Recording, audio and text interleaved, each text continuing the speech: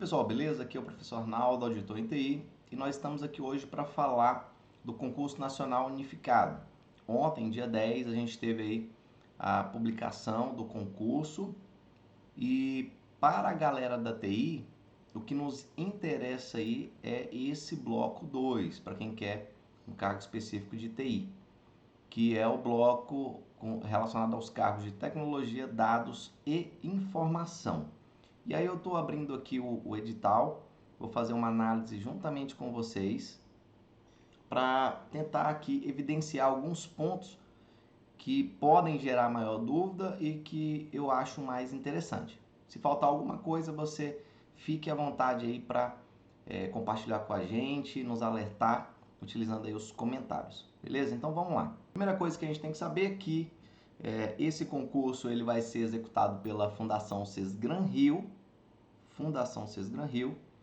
e ele é composto aqui basicamente de 3 etapas. Um detalhe importante, o bloco 2 vai trazer aqui cargos de nível superior. Então, para nível médio, é outro bloco. Então, eu estou falando aqui do bloco 2, que são os cargos de TI. A gente tem vários cargos com várias especialidades em órgãos distintos. Mas todos para nível superior. Então, a seleção para os cargos de nível superior será constituída das seguintes etapas e fases. Primeira etapa, que é o exame de habilidades e conhecimentos, que é onde a gente vai ter a aplicação das provas objetivas e discursiva. E já eu vou mostrar para vocês como que estão organizadas essas provas, o peso e tudo mais. Inclusive a gente tem 3 organizações diferentes da pontuação como um todo, né? Das provas objetivas, discursiva e de títulos, que em alguns vai ter e outros não. Essa primeira fase é classificatória e eliminatória. A segunda fase, perícia médica, dos candidatos que se declararam lá com deficiência. Então, é a avaliação biopsicossocial. A terceira fase, procedimento de verificação na condição declarada para os candidatos negros, né, que se declararam que vão concorrer para a vaga de negros. E a quarta fase ela é específica para quem vai concorrer para os cargos da FUNAI. Então lá para os cargos da FUNAI tem uma avaliação, um procedimento de verificação documental específica. E aí a segunda etapa, e isso tudo que eu falei está dentro da primeira etapa. Na segunda etapa a gente tem avaliação de títulos, de caráter classificatório, tá? Não é eliminatório. E aqui, ó, nessa avaliação de títulos, pessoal, alguns cargos vão ter avaliação de títulos e com peso 10, e um outro grupo de cargos vai ter avaliação de títulos, mas com peso menor, e um terceiro não vai ter avaliação de títulos. Vou mostrar para vocês logo mais. Terceira etapa, destinada a curso de formação. Então aqui a gente tem um cargo para especialista em políticas públicas e gestão governamental do MGI, que vai ter um curso de formação específico. E para o cargo de pesquisador em informações geográficas e estatísticas, vai ter uma prova didática na forma de aula. Ou seja, pelo que eu entendi, vai ter que ministrar uma aula, né? É o procedimento pelo qual a gente passa quando você vai ser professor aí, ou numa universidade federal, ou num instituto federal. Eu passei por isso. Ok? Então, essas são as 3 fases, 3 etapas do concurso. Um outro ponto que eu achei importante é esse aqui, o interessante, né? Ao menos o 1.5, que fala que o banco de candidatos aprovados em lista de espera poderá ser utilizado para contratação temporária para os órgãos e entidades que aderiram aí ao concurso unificado. E E aí, só que não se confunde essa contratação temporária com a convocação para preenchimento de cargo efetivo, tá? Mas aqui é uma outra possibilidade que, até onde eu sei, é inédita. Indo lá para o final do edital, a gente tem um cronograma já para saber aí o prazo de inscrição. A inscrição vai começar dia 19 do 1 e vai até dia 9 do 2, ok? Então, 19 do 1 a 9 do 2 de 2024. Aí tem um período de solicitação de isenção da inscrição, que é do dia 19 do 1 ao 26 do 1. Então, se atentem aí, vejam quais são os critérios, os casos, né, que você pode pedir a isenção. E a prova em si vai ser aplicada lá em maio. Cadê a aplicação da prova? Aqui, ó. Dia 5 de maio a gente vai ter a aplicação das provas objetivas e discursiva, correto? Então, pra gente já se organizando, já constrói o seu cronograma de estudos, distribui as disciplinas, já prevendo essa data.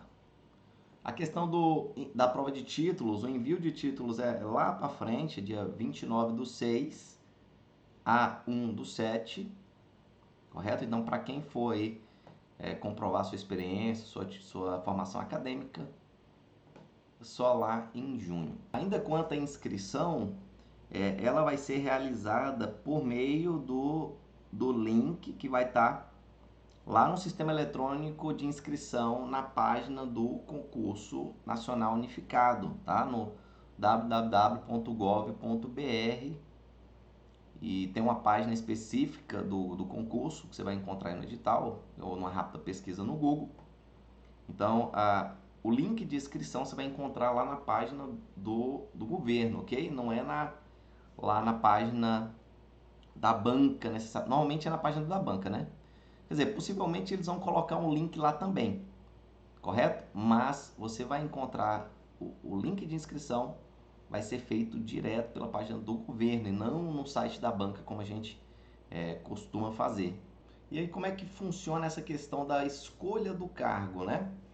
A gente tem aqui no item 5.3.2 explicando que ao se inscrever, o candidato deverá optar dentre as opções do bloco temático pelo cargo e especialidade. Então, dentro desse bloco, aqui no caso do 2, para a galera da TI, você vai escolher quais cargos e especialidades que você quer concorrer, indicando a ordem de preferência de ocupação dos cargos. Tá, eu vou fazer para o Ministério da Agricultura, vou fazer lá para analista de TI do Ministério de Inovação, vou fazer para o INCRA, acho que o INCRA tem vaga também. Correto, aí você vai indicar qual é o cargo, qual é a especialidade, tá? Porque tem um outro detalhe, né? Para o mesmo cargo, analista de alguma coisa, a gente vai ver os nomes logo à frente aí. Você tem várias especialidades para aquele mesmo cargo de analista, correto? E aí você vai escolher, vai indicar qual que é a sua preferência. Então, escolhe o cargo, a especialidade e onde você quer realizar a prova, a cidade de realização das provas.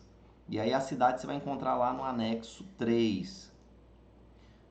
O candidato poderá escolher todos os cargos e suas respectivas especialidades ofertadas em um único bloco temático, aí devendo necessariamente indicar a ordem de preferência e observar as características e exigências de cada um deles. Então, se você quiser, segundo edital, escolher todos os cargos e especialidades, você pode, dentro do bloco temático. Mas você vai ter que dizer qual é a sua preferência, a sua prioridade. Quanto à aprovação, a gente tem o seguinte, que a aprovação do candidato se dará de acordo com a indicação de preferência, sendo alocado da maior preferência à menor preferência, caso tenha nota suficiente no seu melhor cargo. Bem, primeiro, o que é o melhor cargo? É aquele mais preferido, você vai escolher, né? Então eu escolhi, sei lá, 4 cargos. E aí o de maior preferência é o do mapa, por exemplo. Então, o cargo lá de analista no mapa é o mais preferido e eu fui aprovado dentro do número de vagas. Então, o melhor cargo do candidato é aquele em que você foi aprovado dentro do número de vagas, ok? E aí fala o seguinte, que se você não tiver nota suficiente, será classificado e considerado para a lista de espera em todos os cargos de maior preferência em relação àquele em que foi aprovado dentro do número de vagas imediatas, tá? Ou seja, se você estiver dentro da lista ali do limite de classificados, né? Então vamos supor que eu tenho 4 cargos que eu escolhi, beleza? E aí o primeiro é o mais prioritário, aí tem o segundo, o terceiro e o quarto. Mas eu fui aprovado dentro do limite, dentro das vagas, apenas no terceiro. Nos outros eu fiquei fora das vagas imediatas, né? E aí fala o seguinte, que você será classificado para a lista de espera em todos os cargos de maior preferência em relação àquele que você foi aprovado dentro das vagas. Ou seja, o que eu queria mesmo era lá no mapa, mas eu fiquei dentro das vagas apenas no INCRA. Ok? Vamos supor que esse segundo é o do Ministério da Saúde. E aí, ou seja, estou dentro do INCRA, que era a minha terceira opção. Ok, mas mesmo assim eu vou ficar na lista de espera, na lista ali de classificados de espera dos cargos de maior preferência. Então eu queria mesmo era aqueles outros dois. Então você vai ficar na lista que está falando, né? Se você tiver nota suficiente, correto? E aí o candidato será classificado em lista de espera para os outros cargos e especialidades mais preferidos ao que foi aprovado, dentro do número de vagas, se estiver dentro do limite classificado. Então é isso. Você tem 4, que eu quero esse primeiro aqui, mas eu fiquei dentro das vagas só do terceiro. Tá? Você vai ficar na lista de espera desses outros 2. Caso você esteja dentro do limite classificado. Se o limite classificado é 200, você ficou em 201, você está fora. Correto? E o candidato que não tiver sido aprovado dentro do número de vagas, em nenhum cargo poderá constar na lista de espera de todos os cargos selecionados e ranqueados, desde que não tenha sido reprovado e desde que esteja dentro dos limites de classificados desses cargos e especialidades. Vamos para a prova em si, vamos falar da prova. Então a primeira etapa é a prova objetiva, que a gente vai ter 70 questões de múltipla escolha, tá? De A a E. Então aí a gente vai ter dentro dessa prova objetiva 20 questões de conhecimentos gerais e 50 questões de conhecimentos específicos. Bacana? E vejamos só, a gente tem aqui 3 tabelas, 3 estruturas de prova, digamos assim, tá? De organização da prova de conhecimentos gerais, de conhecimentos específicos, discursiva e de títulos ou experiência. A primeira tabela é a seguinte, a gente tem aqui essa primeira tabela em que a prova de títulos vale 10% dos pontos, tá? O total de pontos são 100 pontos. Total o máximo que você pode fazer são 100 pontos nesse concurso. E aí nessa primeira organização, os cargos que estão dentro dessa primeira organização, a prova de títulos vale 10% aqui. E aí vamos lá, conhecimentos gerais vale quanto? A gente vai ter 20 questões que a nota máxima que você pode tirar é 100. Só que o peso no todo é 2, né? 0,2. Ou seja, é 20%. Então, dos 100 finais, dos 100 pontos totais, se você tirar a nota 100 na prova de conhecimentos gerais, ou seja, você acertou as 20 questões, você tirou 100. E esse 100 na prova de conhecimentos gerais representa 20 pontos na pontuação total, entendeu? Por isso que é peso 0,2, ou seja, 20% do todo, que é 1. Entenderam? Então, fez as 20 questões, você tem 100 pontos, que equivalem a 20 pontos na nota final. E aí, 50 pontos vem da prova de conhecimentos específicos. E aí a gente tem aqui 5 eixos temáticos, que são os blocos de conhecimento, que a gente já tem, os quais a gente já conhece lá nos conhecimentos, conteúdo programático, tá? E aí, de acordo com o cargo, cada eixo temático tem um peso diferente. Então, por exemplo, para desenvolvedor no Ministério X, o eixo temático que fala de desenvolvimento, de linguagem de programação, banco de dados, ele vale mais pontos. Se não me engano, é de 1 a 5. Ok? Ou é de 1 a 4? A gente vai ver logo aqui. E se for um mais de infraestrutura, então o eixo temático que aborda a infraestrutura vai valer mais pontos, o desenvolvimento vai valer menos. De todo modo, são 50 questões que, se você acertar tudo, você tira no máximo 100 pontos. Mas esses 100 pontos valem, tem um peso 0,5, ou seja, 50%. Então, na nota final, é como se você tirar 100, é como se você tivesse tirado 50 na nota final. Beleza? Então, 20% conhecimentos gerais, 50% conhecimentos específicos. E aí tem mais 20% na prova discursiva. Bacana a prova discursiva, tem lá uma questão. E a prova de títulos valendo 10 pontos. Né? Na verdade, ela vale 100 pontos, mas que representa 10 pontos na nota final, porque o peso é 0,1. E aí, um detalhe importante, critério de reprovação. Quando que eu reprovo, professor? O que eu preciso fazer para não ser eliminado? Porque se você for eliminado, aí não tem essa de lista de espera, de nada não, né? E vamos lá, conhecimentos gerais você tem que tirar de 20 pontos na nota final, você tem que fazer no mínimo 8. Olhando aqui, fazendo um cálculo rápido, é 40%, não é isso? Se eu estiver enganado, você fala aí. Você tem que tirar no mínimo 40%, tem que fazer no mínimo 40%.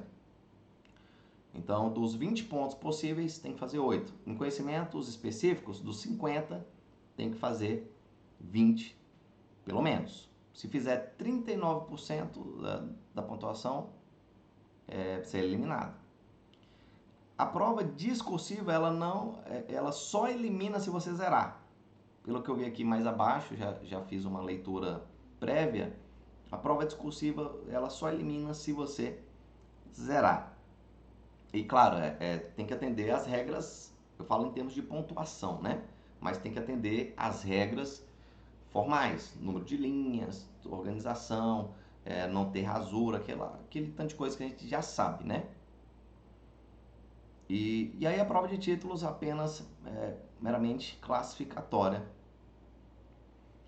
e valendo 10 pontos aqui nessa organização. A segunda organização é essa aqui, em que a prova de títulos vale 5% da nota final. Então, do 100, vale 5.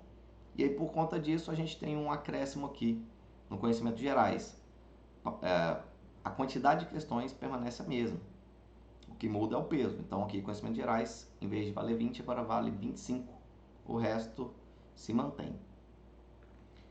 Na terceira organização de prova, a gente não tem a prova de títulos. A gente tem apenas aqui a prova de conhecimentos gerais, 20 questões, valendo 25 na nota final. Conhecimentos específicos, aumentou aqui 5 pontos na nota final, então é 55. E a nota mínima muda também, né, consequentemente. Então é 40% da nota máxima. E a prova discursiva valendo 20 pontos, correto? Então essa aqui é uma terceira possibilidade. Professor, tá, mas quais são os cargos que estão dentro disso aí? A gente vai ver os cargos. E aí nós temos aqui, ó, cargos lá no item 7.1.1.1.2.1.2, você vai encontrar quais são os cargos que vão utilizar a tabela 1, a tabela 2, está aqui embaixo. A tabela 2 é só lá na AGU, Advocacia Geral da União, para estatística. E lá no Previc, para analista em TI, correto? Os da tabela 3, que não vão ter prova de título, são aqui em grande parte os cargos do IBGE, do MAPA, Ministério da Agricultura e Pecuária, do INCRA e aqui de Estatística no Ministério de Gestão e Inovação. No geral, se eu não me engano, os que têm mais vagas, eles vão ter sim a prova de títulos, tá? Que é lá no Ministério da Ciência, Tecnologia e Inovação e também no Ministério de Gestão, Inovação e Serviços Públicos. Vou mostrar para vocês que o cargo que mais tem vagas é o cargo de analista em TI no MGI, com mais de 200 vagas imediatas. A gente vai ver agora mesmo. Olha aí, o anexo 1 traz o quadro de órgãos, cargos, especialidades e vagas. Então, ó, na AGU a gente tem para estatístico, que não é o caso aí da galera que segue o canal, de pessoal de concurso de TI. A FUNAI, a gente tem lá especialista em estatística também. IBGE, aí nós temos vários cargos aqui específicos de TI, para desenvolvedor, temos aqui 20 vagas na ampla, tá? Aí tem PCD, tem para pessoa negra e total 27. Então, 20 de desenvolvimento. Infraestrutura, temos aqui 28 vagas, redes 3, ciência de dados 2, web design e produção gráfica 12 vagas imediatas, aqui na ampla, né? Na verdade, 16 no total, considerar tudo. A infra tem aqui 38 vagas no total, considerando ampla, PCD e negro. Então, são muitas vagas. No INCRA, a gente tem analista em TI, 6 vagas no total. No INEP, aqui é para graduação em qualquer área de conhecimento. Pesquisador, tecnologista em informação, 20 vagas. O MAPA, nós temos 20 vagas para analista em TI. No Ministério da Ciência, Tecnologia e Inovação, nós temos aqui 8 vagas para ciência de dados e 11 vagas para TI, analista de TI. No MGI, como eu falei, é o que a gente tem mais vagas. A gente tem aqui para analista em TI, nós temos um total de 300 vagas. 225 para ampla, 15 PCD e 60 para pessoa negra. Então, total 300 vagas. E aí tem analista também de políticas sociais, em TI também, que são 20 vagas. Então, esse cargo aqui, creio eu que vai ser o mais concorrido, analista em TI, lá no MGI. Ministério da Saúde, temos aqui 32 vagas para TI. E na Superintendência Nacional de Previdência Complementar temos 6 vagas. Então, são essas aí as vagas que nós temos. Quanto à prova discursiva, a gente tem aqui que será a classificação, ela vai se dar pela soma das notas ponderadas das provas de conhecimentos gerais e específicos. E aí vai gerar uma lista de classificação, né, seguindo lá o quantitativo previsto no anexo 1, que traz aquilo que a gente acabou de ver com a quantidade de vagas. E aí, respeitados os empatados na última posição, então todo mundo que estiver empatado na última posição vai ter sua prova corrigida. E detalhe, o número de provas discursivas corrigidas por cargo e especialidade será igual a 9 vezes o número total de vagas imediatas, tá? Respeitando-se o limite mínimo de 10 provas discursivas corrigidas por cargo e especialidade demandado. Aqui para ampla, candidatos negros e pessoas com deficiência e indígenas, correto? Então, 9 vezes o número de vaga. Esse é o quantitativo do que a gente tem ali como a lista de classificados, correto? Se você ficar fora disso, você não está classificado. E aí, se o candidato não tirar a nota mínima na prova objetiva, ele estará eliminado do cargo. Então, tem que tirar a nota mínima na prova objetiva. Claro que esse não vai ter sua prova discursiva corrigida. E aí, a prova discursiva em si, de caráter eliminatório e classificatório, ela é exclusiva para cada bloco e contendo uma questão dissertativa que abordará um dos conteúdos previstos lá no anexo 4 do edital, valendo aí 100 pontos, né? Aquilo que eu mostrei para vocês, tudo vale 100 pontos, né? Nota máxima. Mas na nota final, de acordo com o peso, muda. Então, no caso da discursiva, na maior parte lá é 20 pontos na nota final, né? E aí será eliminado o candidato que tirar nota 0 na discursiva. Então, aquilo que eu falei, quanto à pontuação, só não pode tirar 0. E aí, ou elaborar a resposta que for assinada, conter sinal, alguma rasura, alguma coisa que permita identificação, né? Aquelas regras básicas, quantidade mínima de linhas e tudo mais, escrita a lápis. A nota final em si, ela vai ser igual à nota da prova objetiva, lá de conhecimentos gerais e específicos, da prova discursiva, mais a da avaliação de títulos, quando couber. Ok? Então, vai ser a soma das 3 notas, a nota final. Aqui no anexo 2 você vai encontrar a descrição do cargo, tá? Da atribuição, a lotação, a remuneração, que é aquilo que interessa a maioria das pessoas aí. Então, a remuneração e o local de lotação também, que é muito importante, né?